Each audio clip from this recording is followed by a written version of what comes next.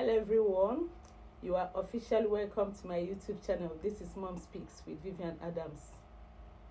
On today's episode, I am going to be talking about Akuabata'S birth. Just as I earlier stated, Akuabata'S gestation period was one of its kinds. As you all already know, I had a lot of complications during that particular pregnancy, and that made me to be so scared of having an abnormal child. But contrary to my thoughts, when I had Akabata, no form of abnormalities was detected. Though the doctor confirmed her a preterm baby with a neonatal jaundice, but he also affirmed that neonatal jaundice are common with preterm babies. So for me, nothing really much to be bothered about. However, we stayed extra 2 weeks at the hospital because of a lot of diagnosis. At birth, Akuabata weighed 1.5 kg. She was really very tiny. But for me, that was expected because of the complications I had during that particular pregnancy. Mind you, having a baby with such condition requires extra care because the baby's immune system ought to be very low, and the baby equally ought to have very poor resistance to fight infectious diseases. Therefore, I became extraordinarily careful about hygiene and other infectious preventive measures. At the same time, Akuabata, being born with such low birth weight, had other life-threatening issues such as her suckling, her swallowing, and her breathing were quite not coordinated. She required extra attention to be fed properly, adequately, and safely.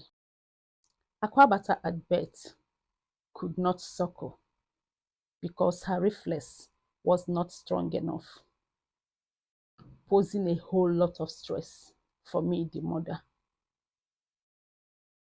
In fact, my major challenge then was feeding her. As advised by the doctor, I had to express breast milk, use syringe to feed her 5 meals per every 20 minutes. Do you know what that means? Meaning every 20 minutes from morning till night, I must be awake to feed her. To make the matters worse, I've lost my mom already. My husband was in America when I had her.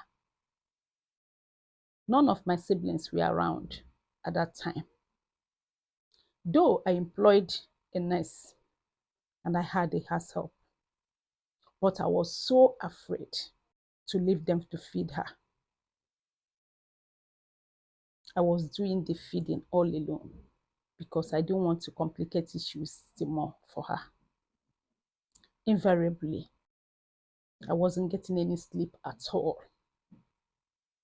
As a nursing mom, being awake 24/7 to feed my baby, you know what that means.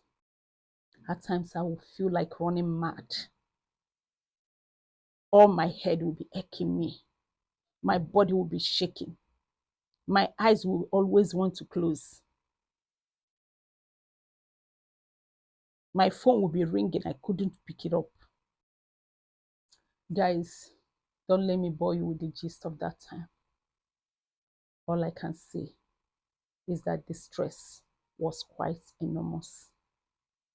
Furthermore, as a preterm and a low weight birth baby, she equally had difficulty in maintaining her body temperature. She was constantly easily losing heat. As a result of that, I was always in skin to skin contact with her, making sure she was properly covered up from head to toe. And I also made sure that anywhere we were must be properly heated up. Even the doctor advised would delay her birth for 2 weeks, meaning Akuabata never had a proper birth for 2 weeks of her birth because she easily loses heat, and hypothermia is life-threatening in this delicate condition. Guys, there are still a lot to talk about. Please kindly drop your thoughts on the comment section below. See you soon on my next episode of Mom Speaks with Vivian Adams. I love you guys.